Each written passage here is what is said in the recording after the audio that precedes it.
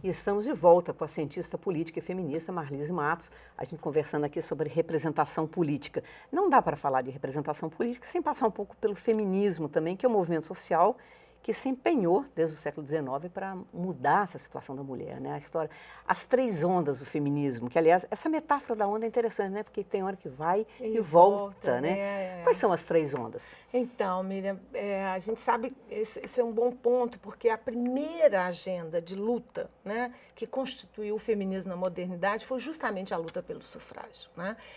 Lá no século XIX, as mulheres se empenharam muito, né? Estamos aí assistindo esse filme recente, As Sufragistas, né? Mostrando um pouco, né, dos bastidores das operárias em relação à mobilização delas também em torno dessa luta, né? Então, assim, é uma luta que permanece. Apesar da onda, né, a gente chamar a atenção dessa metáfora, ser uma metáfora que a gente tomar cuidado para não pensar linearmente, né? Porque senão, olha, era a agenda da primeira onda, já resolvemos? Não resolvemos. Infelizmente não. A gente está aqui em pleno século XXI fazendo um programa para discutir e debater a ausência das mulheres do espaço parlamentar, né? Da representação política. Então, assim, primeira onda tem essa característica de ter sido uma onda de características universais, né? De demandas universais, acesso à escola, acesso ao trabalho, acesso fundamentalmente ao jogo novo político democrático que estava sendo construído. Né? Então, essa onda aí vai até meados do século XIX. Né? Eu acho que um marco importante de transição é um livro brilhante que todas as nossas ouvintes deviam ler, que é Simone de Beauvoir, O Segundo Sexo. Em 1948, ela escreve essa obra de 2 volumes, onde, com uma frase, um aforisma que ganhou, foi a questão do não se nasce mulher, torna-se mulher. Torna-se mulher, né? Aprende-se, né, a duras penas a ser mulher. E nesse processo de socialização, nesse campo de uma normatividade social ainda patriarcal, né? Então, ela conta essa história, né, de como é que as mulheres francesas, as mulheres estavam nessa condição de subalternidade, de inferioridade, ainda que numa luta permanente para romper com essas fronteiras, né? Quebrar essa divisão público e privado que a gente chamava atenção. Então, a segunda onda do feminismo, que aí ganha muito vulto nos anos 60, é a luta dos feminismos múltiplos. Não é mais um feminismo das mulheres brancas ou operárias, né, que disputavam aí a agenda das tensões do mundo moderno, mas é uma luta das mulheres lésbicas, das mulheres negras, né, das mulheres jovens, das mulheres dentro do movimento pacifista, do ambientalismo. Então, há uma pluralização da agenda feminista.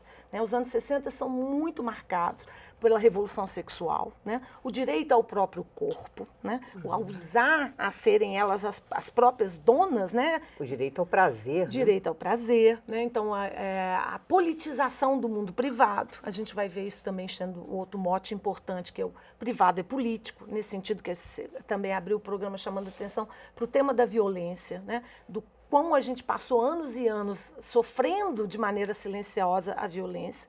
Né? Então, portanto, esses anos 60 marcam muito essa multiplicação de uma agenda feminista. Eu me recordo que em 80, quando a gente fez aquela manifestação em frente à igreja São José, pela morte das 2 mulheres, a Heloísa Ballesteros e a Regina Souza Rocha, pelos respectivos maridos, você não tinha estudo nenhum sobre a questão da violência, não existia o problema, porque o problema existe, ele não tem nome, ele não tem dados, o problema existia, mas não existia dados. Não existia... porque ele não era tratado como um problema público. Não, ou a mulher era a político. rainha do lar.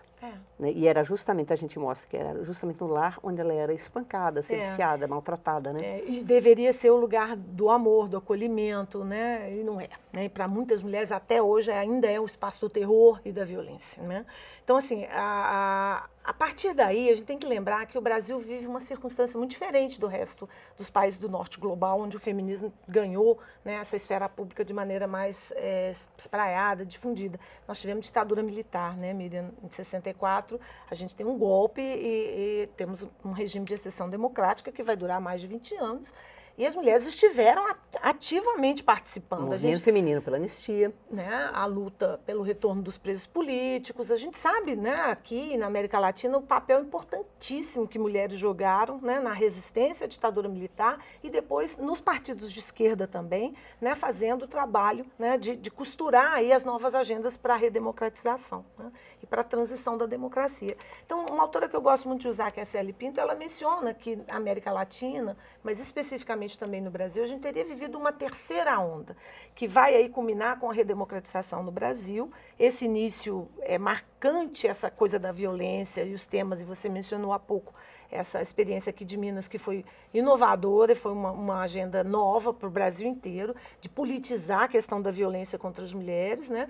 Mas também a gente tem um processo de institucionalização, porque nós vamos ter as eleições livres, a gente vai eleger, né, presidentes que vão ter uma agenda, né, que nem sempre está em consonância com os direitos das mulheres, mas começam a surgir questionamentos, a gente cria as delegacias, né, um processo de institucionalização dessas demandas mesmo, delegacias de atendimento à mulher, os conselhos de direitos das mulheres, né, então embrionariamente vão surgindo o que a CL chama de um feminismo difuso, né, que seria um feminismo ligado muito mais a processos institucionais, né, e um feminismo que vai, assim, inclusive, haver uma tensão dentro do movimento feminista, porque tem uma agenda de mulheres que não vão se autodeclarar feministas. Então, são lutas e movimentos de mulheres. Luta por creche, né, contra o aumento, né, a carestia, o aumento do custo de vida. Né? Eu me lembro aqui, né, da nossa deputada Lúcia Pacífico, que criou o movimento das donas de casa, as fiscais do Sarney. A gente teve todo um processo aí de luta em que as mulheres lutavam mesmo das periferias, por transporte coletivo, de qualidade, né, por creche. Então, assim, você teve uma agenda de transformações que leva a um processo tanto de institucionalização quanto de onguização. É um feminismo que se espraia pela sociedade, né? Eu encontro, às vezes, muitas mulheres, inclusive, que são contra, né, se dizerem feministas, não gostam da palavra, do termo, que, aliás, vem sofrendo um resgate, ainda bem, né? Ainda bem, ainda bem. Ainda bem, porque é justo, né? Mas, assim, mas, ao mesmo tempo, você tem certas atitudes que vão se espraiando, que eu acho muito interessante. Eu acho que tem que lembrar aqui que a gente tem permanentemente uma luta também antifeminista, sabe? O patriarcado, ele é muito operativo nesse sentido de deslegitimar uma luta discursiva, feminismo. né? Para transformar a palavra feminismo numa coisa demoníaca. A primeira vez que eu participei de algo no Rio, que foi em 75, eu lembro que assumimos ou não a palavra, porque era um ônus, era muito pesado. E aí vem aquelas frases que... sou feminina, mas não sou feminista, que é uma coisa lamentável, né? Porque o ideal é, como diz uma feminista africana, que todos fôssemos feministas. Homens, né? E mulheres, viu, Miriam? Assim, homens e mulheres, porque se o machismo e o patriarcado não é um patrimônio dos homens, porque a gente sabe que esse caldo de cultura que a gente é socializado tanto homem quanto mulher. Né? Então, a gente, infelizmente, tem mulheres que têm atitudes, valores e comportamentos que estão em consonância com essa normatividade patriarcal e reproduzem essa normatividade patriarcal. Não significa culpar as mulheres, não é uma questão de responsabilidade, de culpa, mas é uma questão da gente poder produzir aqui, esse programa tem um papel importante nisso, né? 3 programas discutindo a questão e a situação da mulher, dizem muito dessa necessidade de criar essa pergunta, essa interrogação dentro de cada uma. Assim, qual é meu papel na contribuição da conquista ou da manutenção dessa normatividade patriarcal? Assim, eu estou mudando, estou fazendo alguma coisa para alterar esse padrão, porque o patriarcado ele é ruim para homens e para mulheres.